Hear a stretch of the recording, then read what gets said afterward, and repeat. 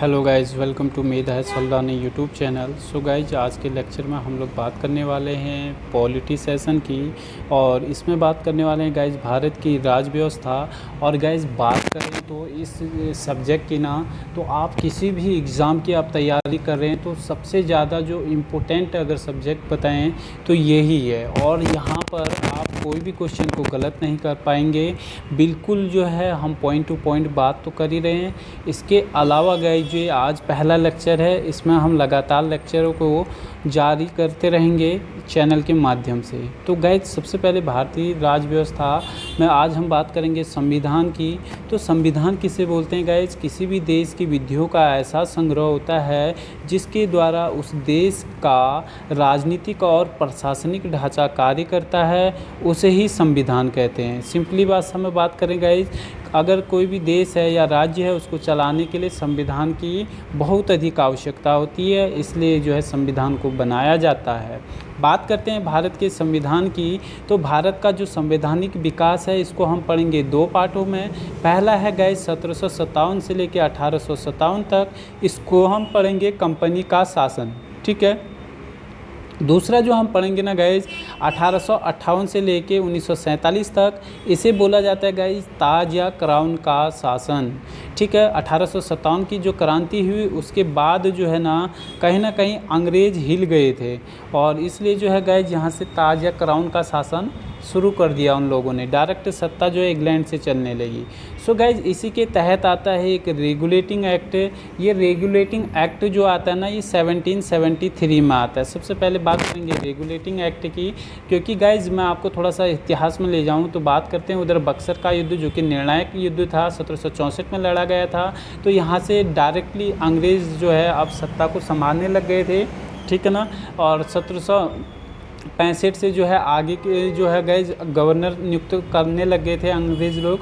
इससे पहले 1757 में प्लासी का युद्ध हुआ था, लेकिन प्लासी के युद्ध में सिराजुद्दौला पराजित हुए थे। अप्रत्यक्ष रूप से जो है अंग्रेज यहाँ पर शासन करने लगे थे, क्योंकि वो बंगाल में अलग अलग नवाबों को नियुक्त कर रहे थे। लेकिन जैसे ही संयुक्त सेना के साथ अंग्रेज ये युद्ध जीते हैं, बक्सर का युद्ध 1764 का, तो अब अंग्रेज यहाँ पर डायरेक्टली क्या करेंगे, सत्ता संभालेंगे। तो गाइज यहाँ पर एक रेगुलेटिंग, अब अंग्रेज तब से 1764 से लगातार सत्ता को संभाल रहे थे, लेकिन वो बीच का जो टाइम पीरियड था वो बड़ा बेकार था, या बोल सकते हैं कि भारतीयों के लिए बड़ा नुकसानदायक वो साबित हुआ। बहुत लूटा अंग्रेजों ने उस बीच के टाइम पीरियड में। इसी को देखते हुए 1773 में एक रेगुलेटिंग एक्ट आया। और ये रेगुलेटिंग एक्ट क्यों आया, इसको देखते हैं। इसमें क्या विशेषताएं थी इस रेगुलेटिंग एक्ट की। तो गैस सबसे पहले जो कंपनी है उसको चलाने के लिए दो प्रकार की संस्थाएं बना दी गई हैं कि कंपनी को कैसे बनाया जाए, चलाया जाए। तो कोर्ट ऑफ प्रोप्राइटर्स अर्थात निवेशकों का समूह, और कोर्ट ऑफ डायरेक्टर्स निदेशकों का समूह, जिसमें 24 सदस्य होते थे। इसके अलावा गए 24 सदस्य होते थे, ये बात हो गई है कोर्ट ऑफ डायरेक्टर्स में। और इसमें जो है ना प्रत्येक 4 वर्ष में चुनाव होता था, और प्रत्येक वर्ष 6 सदस्य जो है सेवानिवृत्त हो जाते थे, ठीक है।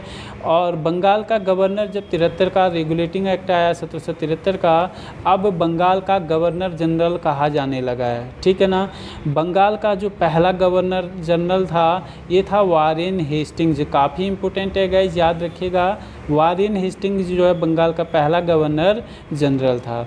गवर्नर जनरल की एक काउंसिल बनाई गई, और जिसमें 4 सदस्य थे गाइज। 4 सदस्यों को हम एक ट्रिक बेस तरीके से पढ़ेंगे। इसे BCFM के नाम से हम लोग जानते हैं। बारबेल, क्लेवेरिंग, फ्रांसिस और मानसन, ये 4 नाम हैं। ट्रिक याद रखिए BCFM करके, ठीक है ना। आगे गाइज बात करते हैं, कलकत्ता में जो है एक सर्वोच्च न्यायालय की स्थापना की गई, जो कि 1774 में की गई, और जिसके मुख्य न्यायाधीश थे गाइज एलिजा इम्पे। तो यहाँ से क्वेश्चन बन सकता है। इसके अलावा गाइज 3 अन्य और न्यायाधीशों की नियुक्ति हुई थी। मुख्य न्यायाधीश तो थे एलिजा इम्पे, अन्य में थे हाइड, चैम्बर और लिमेस्टर या लिमेंस्टर, ये नाम है। और इस सर्वोच्च न्यायालय की जो स्थापना की गई थी, इसमें जो न्याय होता था ये अंग्रेजी विधि से न्याय होता था। और इस एक्ट के द्वारा द्वारा गैज 73 के एक्ट के रेगुलेटिंग एक्ट के द्वारा बम्बई और मद्रास के गवर्नर को बंगाल के गवर्नर जनरल के अधीन कर दिया गया, ठीक है ना। और इसके तहत अब कंपनी के सभी कर्मचारियों को निजी व्यापार करने और भारतीय लोगों से उपहार और रिश्वत लेना प्रतिबंधित कर दिया, जो 1773 के रेगुलेटिंग एक्ट से पहले बहुत ज़्यादा अंग्रेज लोग कर रहे थे, ठीक है ना। आगे गाइज इस एक्ट के द्वारा भारत में केंद्रीय प्रशासन की नींव रखी गई और इस एक्ट के तहत पहली बार कंपनी के प्रशासनिक और राजनीतिक कार्यों को भी मान्यता दी गई। रेगुलेटिंग एक्ट की कमियों को दूर करने के लिए आगे ना एक एक्ट आता है, एक्ट ऑफ सेटलमेंट 1781 और पिट्स इंडिया एक्ट 17 होगा गाइज, ये 19 हो रहा है। 1784 में पिट्स इंडिया एक्ट आया था, तो याद रखना 1784 में पिट्स इंडिया एक्ट भी आया था। आगे पिट्स इंडिया एक्ट को ही हम कवर करने वाले हैं। क्या है इसकी विशेषताएं? तो गाइज इस एक्ट के द्वारा कंपनी के राजनीतिक और वाणिज्यिक कार्यों को जो है अलग अलग कर दिया गया और राजनीतिक कार्यों के लिए बोर्ड ऑफ कंट्रोल बनाया गया। बोर्ड ऑफ कंट्रोल में भी यहाँ पर 6 सदस्य होते थे और जिनकी नियुक्ति गाइज ब्रिटिश संसद द्वारा होती थी। अब ब्रिटिश संसद द्वारा इनकी नियुक्ति होती थी। आगे बात करें गाइज तो अध्यक्ष जो है ना ब्रिटिश मंत्रिमंडल का ही एक सदस्य होता था और वाणिज्यिक कार्यों के लिए बोर्ड ऑफ डायरेक्टर बनाया गया और गवर्नर जनरल यानी कि बोर्ड ऑफ कंट्रोल की अनुमति के बिना किसी भारतीय नरेश से युद्ध एवं संधि नहीं कर सकता था ये, ठीक है ना, गवर्नर जनरल। 1784 के बाद गाइज आगे आता है 1786 का पिट्स इंडिया एक्ट।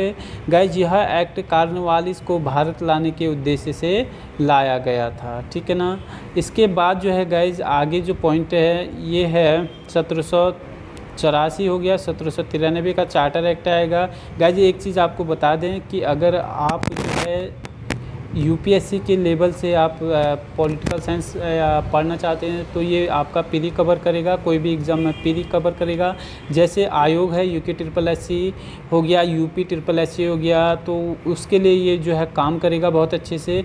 लेकिन गाइज अगर मेंस के पर्पज़ से आप देख रहे हैं तो ये लेक्चर आपके प्री में डेफिनेटली काम करने वाले हैं। इसके अलावा गाइज हमारा जो पॉलिटिकल साइंस का एक अगला प्लेलिस्ट है उसको आप ज़रूर देख लें यूट्यूब चैनल मेधा सल्दानी में, और वहाँ पर लेक्चरर यूजीसी नेट करके हमने वो डाल रखा है प्लेलिस्ट का नाम, तो उसमें आप जाएंगे ना वहाँ पर पूरा डिटेल में आपका मेंस भी कवर हो जाएगा, लेक्चरर के एग्ज़ाम कवर हो जाएंगे, यूजीसी नेट के एग्ज़ाम कवर हो जाएंगे, पॉलिटिकल साइंस में यूपीएससी स्टेट पीसीएस सारे एग्ज़ाम कवर हो जाएंगे।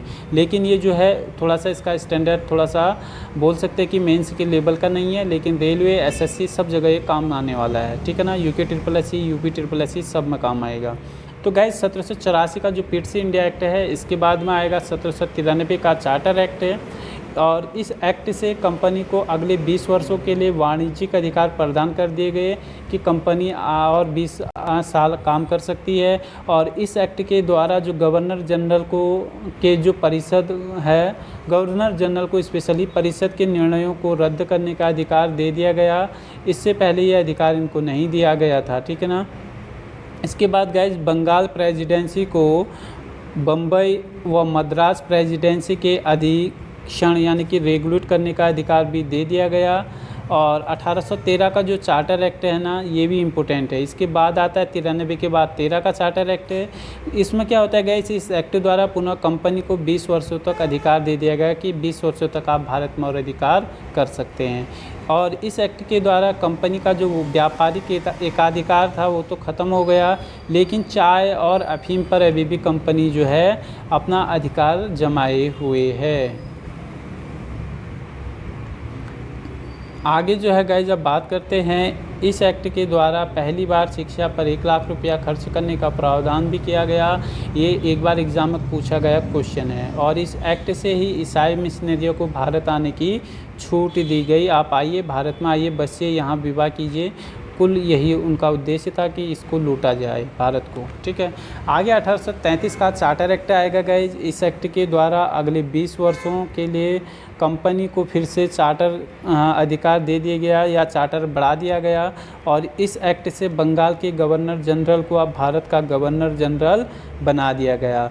तो बंगाल का गवर्नर जनरल प्रथम था वारेन हेस्टिंग्स और गाइज यहाँ आप बंगाल का ना होकर भारत का गवर्नर जनरल बना दिया गया है। लॉर्ड विलियम बेंटिक को जो है ये होगा, आगे पढ़ेंगे। कंपनी को ये सभी व्यापारिक एकाधिकार समाप्त हो गए, परंतु गाइस जो राजनीतिक अधिकार है वो अभी भी कंपनी के पास हैं। और बोर्ड ऑफ कंट्रोल के अध्यक्ष को भारत संबंधी मामलों का मंत्री भी यहाँ पर बना दिया गया है। और प्रथम जो भारत गवर्नर जनरल है वो है लॉर्ड विलियम बेंटिक। याद रखिएगा गाइस, ये पॉइंट काफ़ी इम्पोर्टेंट है। और इस एक्ट के द्वारा एक विधि आयोग की नियुक्ति की गई जो कि भारतीय कानूनों को सुधारने के उद्देश्य से किया गया था। और गाइस भारत में दास्तां को अवैध 1843 में प्रतिबंधित कर दिया गया। ये बात भी आप इसमें थोड़ा सा मेंशन कर लीजिएगा, काफ़ी इम्पोर्टेंट है, ठीक है ना। आगे गाइज अब आएगा 1853 का चार्टर एक्ट है। और गाइज इस एक्ट के द्वारा यह स्पष्ट कर दिया गया कि कंपनी जब भी चाहे भारत का शासन क्राउन के हाथों में सौंप सकती है। इसी बीच 1857 में क्रांति होगी और इस 1857 की क्रांति के बाद ये क्या करेंगे, ये शासन को कंपनी से के हाथों से छीन कर सीधे क्राउन के हाथों में सौंप देंगे। और सिविल सेवकों की नियुक्ति के लिए गाइज खुली प्रतियोगिता परीक्षा का यहाँ पर आयोजन किया गया इस एक्ट के तहत। और सिविल सेवा में जो प्रथम भारतीय जो चुने गए थे, सेलेक्ट हुए थे या परीक्षा को पास किए थे, उनका नाम है सत्येंद्र नाथ बनर्जी। और पहले बर्खास्त सिविल सेवक भी हैं भारतीय में सत्येंद्र नाथ बनर्जी। हालांकि 1854 में मैकाले समिति की नियुक्ति भारतीय सिविल सेवा के संबंध में की गई थी और इसने पहली बार केंद्रीय विधान परिषद में स्थानीय प्रतिनिधित्व का भी प्रारंभ किया। सो गाइज इस तरीके से ओवरऑल जो बात कर रहे थे हम 1853 का चार्टर एक्ट की बात कर रहे थे। इसके बाद गाइज अब जो है 1858 का भारत शासन अधिनियम या ताज या क्राउन का शासन हम इसे बोलेंगे। इसे पार्ट 2 में कवर करेंगे गाइज, क्योंकि लेक्चर हो जाएगा लंबा और इसे पार्ट 2 में पढ़ेंगे तो हमें और भी बेटर तरीके से इसे जानकारी मिल पाएगी। गाइज वीडियो लेक्चर पसंद आते हैं तो ज़रूर आप इन्हें लाइक शेयर और कमेंट जरूर कीजिए। और एग्ज़ाम पॉइंट ऑफ व्यू से काफ़ी इंपॉर्टेंट पॉइंट आपको कवर कराए जा रहे हैं। और गाइज अगर आप अभी तक प्लेलिस्ट में जाकर अन्य सब्जेक्ट नहीं पढ़े हैं तो आप वहां पर जाकर इनको भी देख सकते हैं।